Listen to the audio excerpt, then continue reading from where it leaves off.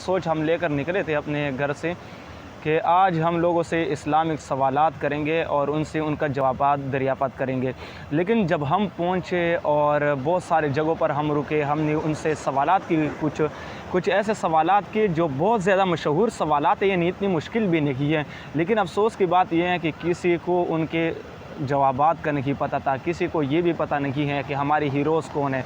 ان میں جو سب سے مشہور سوال تھا وہ یہ تھا کہ میں نے ان سے پوچھا کہ سب سے پہلے ایمان لانے والے شخصیت کا نام بتائے، تو ان کو اس کے بارے میں بھی نہیں پتہ، جو کہ میں سمجھتا ہوں کہ ایک 5 سال 6 سال کے بچے کو بھی پتہ ہونا چاہیے اگر وہ مسلمان ہے۔ پھر دوسرا سوال میں نے ان سے یہ کیا کہ سب سے پہلے ایمان لانے والی خاتون کا نام بتائیں، تو ان کو اس کے بارے میں بھی نہیں پتہ۔ اس کے علاوہ میں نے ان سے یہ پوچھا کہ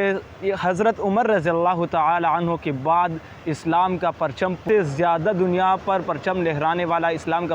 پرچم لہرانے والا صحابی کا نام بتائے، تو ان کو اس کے بارے میں بھی نہیں پتہ۔ یہ افسوس کی بات ہے کہ ہمیں آج اپنی ہیروز کے بارے میں پتہ نہیں ہے، یہ افسوس کی بات ہے کہ آج ہمیں اپنے دین کے بارے میں بھی پتہ نہیں ہے، یہ افسوس کی بات ہے کہ آج ہمیں اسلامی احکامات کے بارے میں بھی پتہ نہیں ہے۔ ایک وہ دن ہوتا تھا کہ جب کفار مسلمانان کا نام سن کر وہ ان کی دوڑ لگتی تھی، وہ ایک دور ہوتا تھا کہ جب عمر کا نام کفار سنتے تھے تو وہ وہاں سے بھاگ جاتے تھے۔ ایک وہ دور بھی تھا کہ جب مسلمان کا نام کفار دنیا سنتی تھی تو وہ وہاں ٹھہرتی نہیں تھی، وہ ڈرتی تھی مسلمانوں سے، وہ اس وجہ سے کہ اس وقت مسلمانوں کے اندر دین تھا، اسلام تھا، وہ اپنے پیروکار کو پہچانتے تھے، اپنے اسلام کو پہچانتے تھے۔ آج کے 5 سال کے بچے سے آپ پوچھیں کہ سلمان خان کون ہے، وہ بتا دیں گے۔ آج 5 سال کے بچے سے آپ یہ پوچھیں کہ